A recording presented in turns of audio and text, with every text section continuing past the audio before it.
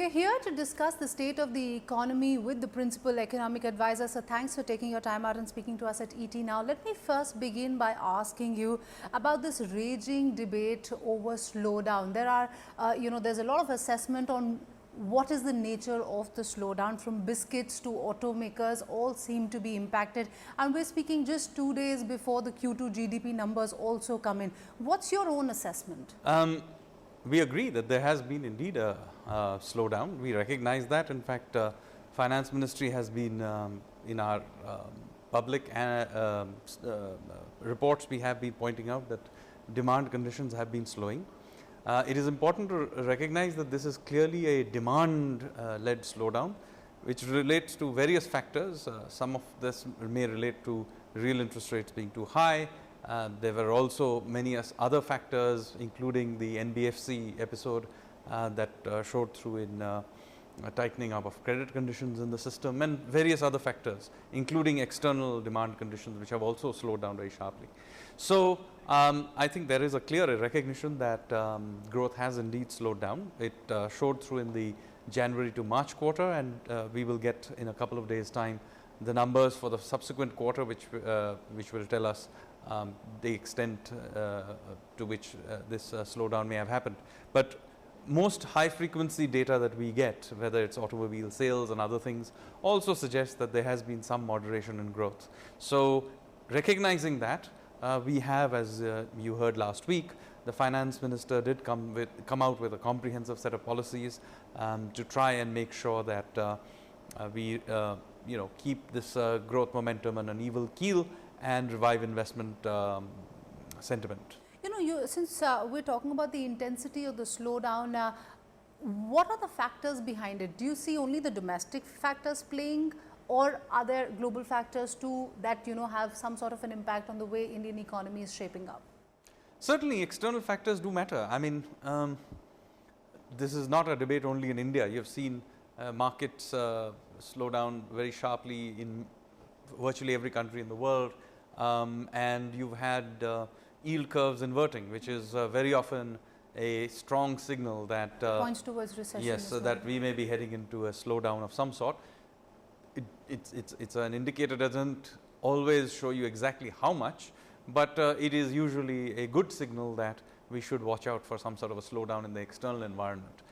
That said, we have to also accept that domestic factors are slowing down as well, and there are a whole bunch of factors that have caused it. I just mentioned some, but given whatever we can do domestically, and we are a large economy, we should take that into account and take steps in order to make sure that we do something about it. Is it as bad as the 2008 crisis? I know 2008 crisis, what happened, in the US really shook the entire world. But the fact is that, since yield curves, are globally also are pointing towards a recession, would you say that in India, because last time we were pretty insulated, can we be that insulated this time around?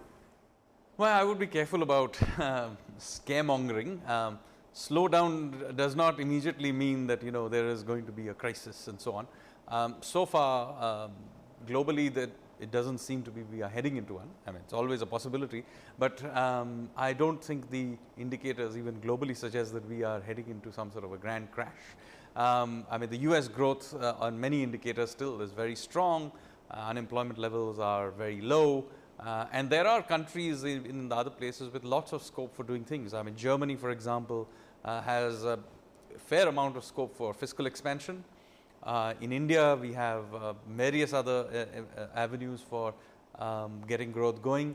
Unlike, for example, in countries where interest rates are very low, even negative, we have fair amount of space for bringing down interest rates, which could… Even from here? Yes, absolutely. I have always said that, and it is not just about RBI and the policy rate. The fact of the matter is lending rates are very, very high in India. There has been issues with transmission, which is nothing new that I am stating, it's well known. So, there is certainly in a country where inflation is just running at 3%, it now seems to be anchored at fairly low levels. there is clearly a scope for bringing down interest rates which are still in the 12% range. Should one really make peace with the fact that we are going to grow at a sub 7% level for some time? And since we are speaking just 2 days before the Q2 GDP numbers as well, do you foresee us surpassing the Q1 number, or is it going to be below the kind of reading that we saw in Q1, 5.8%? I don't think we have to make peace with anything. I mean, the Prime Minister has been very clear that we intend to have a $5 trillion economy by the year 24-25. So we continue to have that as the target, and sure, we did have a quarter of slowdown, and maybe the subsequent quarter will be also a slowdown, but that continues to be our target, and we intend to put in place strong policies where necessary, reforms, whether it's long-term reform or short-term adjustments, in order to hit those targets. So we can remain committed to that target, and that remains the case. So we are not making peace in any way. We have lots of space, as I said, in terms of bringing down our lending rates or doing all kinds of other reforms that many of them were mentioned in the economic survey in order to try and hit those targets. So the criticism of the way Finance Ministry has been functioning at this point of time was also that probably that Finance Ministry misread the signals that were emerging from the economy. Yes, you're right when you said that in the reports Finance Ministry did mention that there were worries coming in on various fronts, but did you misread the signals, because the budget did not give much of an impetus to growth, and within 50 days we had to come out with a new set of measures? See, as you said yourself, if you go back to April and May, if you look at the the Finance Ministry's own reports, we were pointing out that growth was slowing down. Then I think in either May or early June we got numbers suggesting that there was a slowdown. So it's hardly the case that we were unaware that there was a slowdown, or that we were not signaling that our concerns about it. But having said that, we continuously review the data that's coming through and respond to it, and that's what feedback loops are about. So would we have in May anticipated exactly how car sales were going to be in June, July? Maybe not. So obviously we do take feedback and respond. When do you see revival really happening? I mean, Q3, Q4? What's your own? Well, it's difficult to say, because as you know, there are leads and lags in feedback, and also we need to watch what is happening internationally, which remains somewhat of a puzzle, to be very frank. While the yield curves have inverted and usually suggest some sort of a slowdown, it doesn't tell you how much. Secondly, the US continues to doing reasonably well, maybe even slowing down it will be. There is a lot of debate about how other countries will respond. As I mentioned to you, there are countries like Germany that do have a lot of fiscal space. Now, if they use that fiscal space, then clearly Europe will begin to see demand picking up again.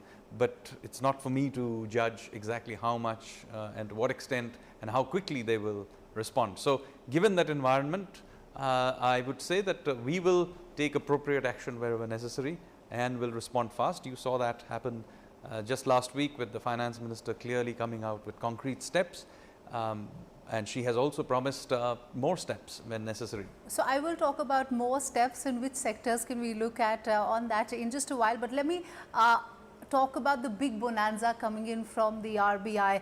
This is of course coming in at a time when the revenues were rather slow. We've seen up till August only a growth of about 5%, when the asking rate on the revenues front is over 20%. How is the government planning to use these funds? What is the, I mean, have these funds provided enough, headspace fiscally? So first, let me get around some of the many misconceptions about this transfer. Let me assure everyone, this is not a case of dipping into the central bank's foreign exchange reserve. So no raiding the reserves? This is not raiding the reserves. This entire way of thinking about this is absolutely absurd. This is about the domestic currency reserves or capitalization of the central bank, and as is well known, the Reserve Bank of India is one of the most heavily capitalized central banks in the world in its own currency. Now, there is, of course, I am not going to get into the whole debate of whether a central bank should be capitalized in its own currency or not at all. I mean, there are many central banks in the world, Bank of England, the Fed, Bank of Japan, etc., who don't hold any reserves in their domestic currency beyond what is needed for transactional reasons. In India, for whatever reasons, we decided we did want to have a capitalization in our own currency for our central bank, and we have a formula for it. I mean, just because you want to capitalize it doesn't mean you want infinite capital. There is what is considered the reasonable level, and there was long debates about this over many years, going back to previous governments and so on. And from time to time, we have had a group that sets down, decides what is the reasonable level. We had the latest sort of episode in that was with the Bimal Jalan committee, and they came up with a formula just a few days ago, and we will follow that formula for the time being. And we have the new numbers that will, the new levels that have been announced for what is considered adequate capital, and the rest of it will be transferred. How comforting is this money coming in at this time when, you know, revenues have been slow? Well, it's not like we didn't expect some transfers at all. I mean, some was already mentioned in the budget, as you will that be was aware. 90,000 crore as compared to 58,000 crore surplus plus, you know. Well, some of the money, by the way, will be transferred next year. But yes, we will be receiving somewhat more money than had been budgeted. So that gives us some space to maneuver. So of this 58,000 crore, just, you know, just wanted to understand, you're saying all this money will not come in now, it could come in the next year? No. So there is, I think, 1.76 lakh crores. Yes. Some part of it, I think, comes next year, if I am not mistaken. But there is a chunk of it that we will get this year. And that is in excess of what the government had budgeted for. So we will get some more than had been budgeted. This is true. And fiscally, do you see more headspace coming in? No, it does provide some space for maneuver, but the fact of the matter is, you have to remember that it's not like the government waits around and suddenly gets some money and begins to, it's not like we then rush out to spend it. We do have a schedule of expenditure which has been announced in the budget. We will by and large follow that.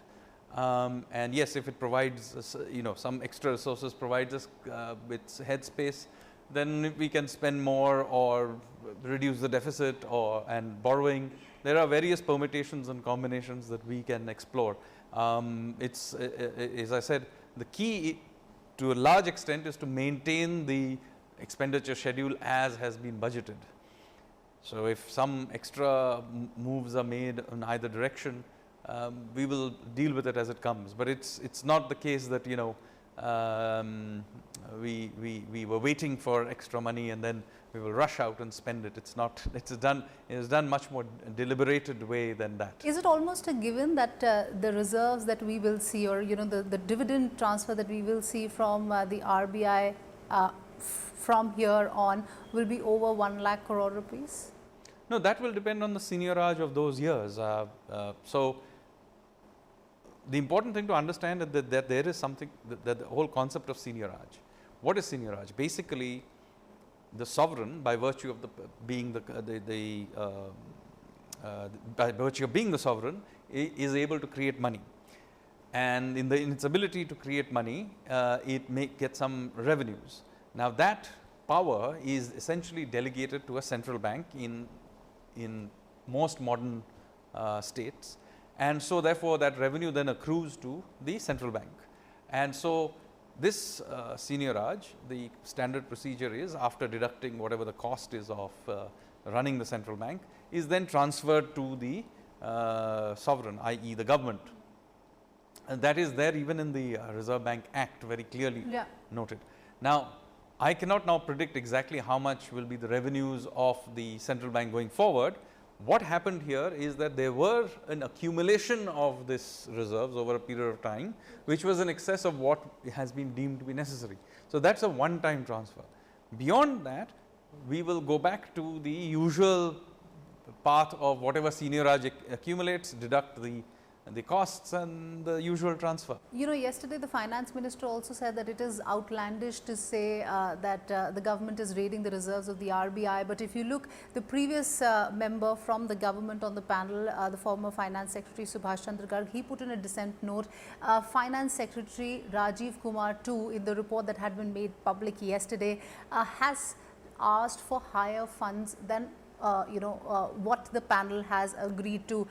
Why would you then still say that it is not raiding the reserves of the RBI? And just adding to that point, the contingency, buffer that the limit that we've seen, the average across various central banks is about 6.8% as compared to the panel and of course the RBI. The panel suggested between 6.5 to 5.5 and the RBI going ahead with a 5.5% rate, which is a lower end of the range. Is the RBI, do they have enough reserves? Do they have enough money with them to deal with any kind of exigency in future? Given the fact absolutely. I mean, the panel was created. There were different opinions on it, but it, why should everybody agree on everything on the panel? That's the whole point, that you bring different views to it. But then, in the end, a certain view was taken by the panel, which is headed, of course, by a former and very respected Reserve Bank governor. And whatever they came up with, we will now generally follow it till another review will happen a few years from now. 5 years from now. Yes. So, this is how I think is a reasonable way of going about it. I don't think why you should consider this raiding of the reserves. I think this whole idea itself is kind of odd. I mean, in the end, the Reserve Bank is an autonomous part of the government. It's still part of the government.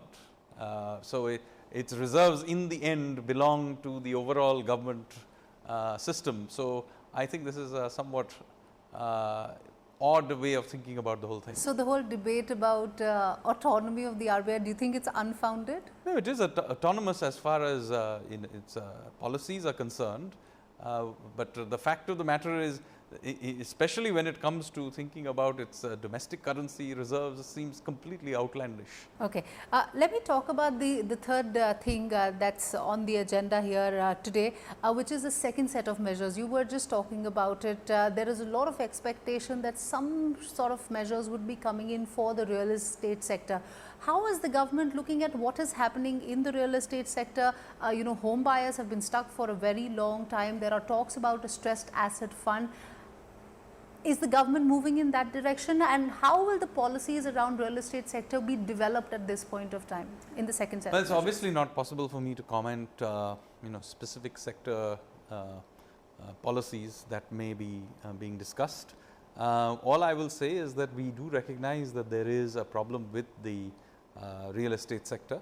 Now, all of this may relate to things which cannot necessarily be unwound with finance ministry fiscal kind of solution. A lot of it relates to malpractices in that sector. A lot of it relates to the legal process and the speed at which it processes many of the disputes. So, trying to fix it from the financial side may not always be the most efficient way of going about it. Nevertheless, we do recognize that there are issues with not just the real estate sector, many other sectors, and as I said, it's not possible for me to discuss specifically what may or may not be announced. Since you're saying, sir, financial, boost or financial push may not be the right way to look at things in the real estate sector, without getting into the specifics as to what the government is going to do. If not financial backing, then what else? I mean, what are the various options that perhaps are on the so there are table many so far? other things. I mean, for example, there are certain areas where we need to discuss how to deal with these things in the case of insolvency, and we have a insolvency and bankruptcy code.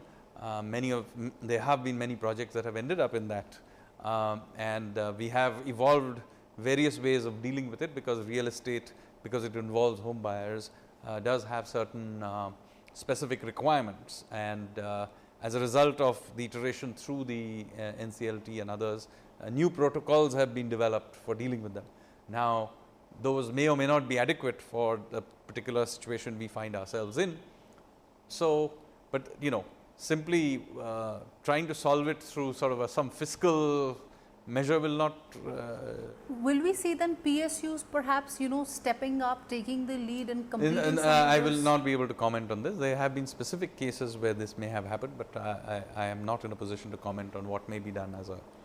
Besides, of course, the relief that the home buyers are expecting, the capital markets too are expecting a lot of relief. I know the FPI surcharge has been rolled back by the government, but a lot of expectations on what the government is going to do on dividend distribution tax, and whether LTCG and STT are going to stay, or will the government, look at rejigging, reworking some of that. So we are always willing to take feedback and relook at things. But whether specific measures, I cannot obviously comment. Secondly, some things are best done in a budget than on the run through the course of the year. But as I said, we always take feedback, and depending on the situation, we will respond. The whole idea, and Finance Minister Nirmala Sitharaman in the press briefing that they did harp on that how there is the government is going to back wealth creators. They're not against wealth creators. Why has it suddenly become so important for the government to reiterate this point? I mean, this whole pall of gloom and doom was there, but it really did not snowball into such a big thing up until now. And we did see capital markets they themselves were really on the edge. They tried to reach out to the finance minister as well. How important is to restore the confidence for capital markets per se, sir? Not just capital markets. I think there has been some feeling that maybe the animal spirits in the economy in general has been somewhat subdued, and narrative may have been built up that somehow the government's policies are somewhat tilted in a certain direction. So it is important that both the Prime Minister and the Finance Minister, if you remember, the Prime Minister himself made this point in his Independence Day speech. There was an interview with your newspaper as well a few days earlier. Then Finance Minister again has reiterated it. I think it's important to send clear signals that this is the overall direction in which we want to go. And even if certain policies may not seem to be quite in sync, we are happy to make adjustments and corrections along the way. Our commitment to the $5 trillion target is absolutely solid, and we are clear that that cannot be done through government spending or expansion. It will eventually have to be done through private sector innovation and investment. So we are also clear about the model of growth through which this will be achieved, and of course wealth creators are a critical part of it. Let me also talk about the auto sector. They have been demanding a GST rate cut from a 28% slab to an 18% slab. The government has announced a slew of measures for the auto sector, but is a GST rate cut something that the government is actively thinking? There is some headroom that is available now with the money coming in from the RBI as well. Is the government going to bite the bullet on that? Well, some measures have already been announced for the auto sector, but let me also clarify that the GST is not set by the central government alone. It's part of a GST council. There are state governments involved, and so consequently it is for them to take that decision. It's not something the central government can just push through. The representations have been made to the central government. Is the central government, do they agree with what the auto sector is I'm not. Well, we look at everything, but I'm not in a position to comment what the GST will think about it. Before I let you go, sir, and I have to ask you one very important bit. The market is expecting the second set of reforms, or the second and the third set. That's what the finance minister said will be coming in perhaps this week. When can we hear from the government on that? Now, perhaps next week? So obviously that's finance minister's prerogative, but as she has pointed out, it will happen soon enough. There was also another important budget proposal with respect to sovereign overseas bonds. Because a lot of concerns were raised by the RSS-backed Swadeshi Jagran Manch on that. Has that been put in cold storage? When is the government likely to take a call? So I think this is a proposal that was put across. There is various ways in which you can splice and dice this idea. It's not like there are various ways in which this can be done, and depending on the currency, the tenor, where you list, how you go about it. So I think those are being debated and discussed, and when the appropriate moment, an announcement will be made. Before I let you go, I have to ask you, you're also a panel member of the Surjit Bhalla led panel that is looking at the issue of trade. You've yourself been talking about an export-oriented policy for a very long time. What are, without going into the key recommendations, just wanted to understand what is the way that the government is looking at in a bid to push growth at a time like this, when various economies around the world are becoming more protectionist? I think the key thing that message that comes through is that if we want to be a $5 trillion economy, particularly one which, as the economic survey makes the case, the only way to do it is through an investment driven growth model, then we have no choice but to also be a export oriented model, because if you're going to drive up large capacity creation, then who is going to absorb this enormous capacities? Because if your own investment rate is going up and presumably consequently your own savings rate is going up, then you cannot consume that entire capacity creation that you're doing. So effectively every single country that has gone through this model has ended up also being very oriented to exports. And so therefore, this is something that we have taken into account in that Ruchi Bhatia committee report, making the case that, look, we have no way of escaping being an exporter. This idea that India can be a $5 trillion economy by consuming ourselves to that size is entirely misplaced. So there are many measures in there. Most of them in the end are oriented towards productivity growth. That is the key driver ultimately of growth. You have to be productive, you have to be competitive, and there are many areas, whether it's logistics, whether the way we set up our taxes, all of these need to be set up oriented towards being globally competitive. There is no way of escaping that, and we need to think about that seriously. All right, on that note, many thanks for taking your time out and speaking to us at ET Now, sir. Thank you.